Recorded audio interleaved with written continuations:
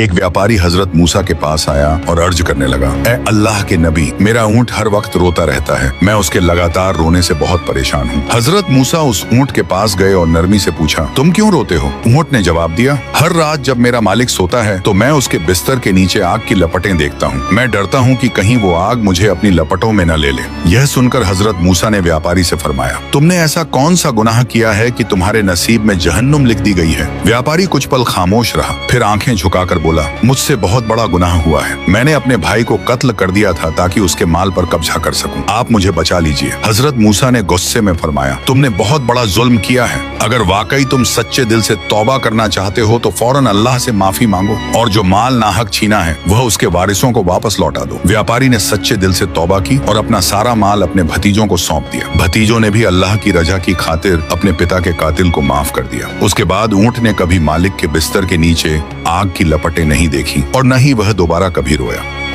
एक यहूदी हजरत अली के पास आया और कहने लगा, ए अली, मैं आपसे इल्म का मुकाबला करना चाहता हूँ। हजरत अली ने मुट्ठी बंद की और पूछा, बताओ मेरे हाथ में क्या है? यहूदी ने जवाब दिया, आपके हाथ में एक अंडा है जो मीलों दूर एक पहाड़ी पर मौजूद कबूतरी के घोंसले से लिया गया है। हजरत अली मुस्कुराए और फरमाया, तुम्हारा जवाब बिल्कुल सही है। ये लो, अब ये अंडा जहाँ से मैंने उठाया है वहीं रख कर दिखाओ। ये सुनकर यहूदी ने शर्मिंदगी से कहा, ए अली, मेरे पास इतनी ताकत नहीं कि मैं ये अंडा वहाँ रख सकूं। हजरत अली ने फरमाया, ये बूझना भी बहुत बड़ी बात है। ये इल्म तुम्हें कैसे हासिल हुआ? यहूदी ने जवाब दिया, मैं हमेशा अपने नफ्स के खिलाफ चलता हूँ। जो कुछ मेरा नफ्स कहता है मैं उसके उलट अमल करता हूँ। हजरत अली ने फरमाया, अच्छा तो बताओ इस वक्त तुम्हारा नफ्स क्या कहता है? क्या तुम कलमा पढ़ो या न पढ़ो? यहूदी ने कहा, मेरा नफ्स कहता है कि मैं कलमा न पढ़ूं। हजरत अली ने मुस्कुराकर फरमाया, तो फिर अपने उसूल पर कायम रहो और नफ्स के खिलाफ जाकर कलमा पढ़ो। ये सुनकर यहूदी ने कलमा पढ़ा और दायरा इस्लाम में दाखिल हो गया।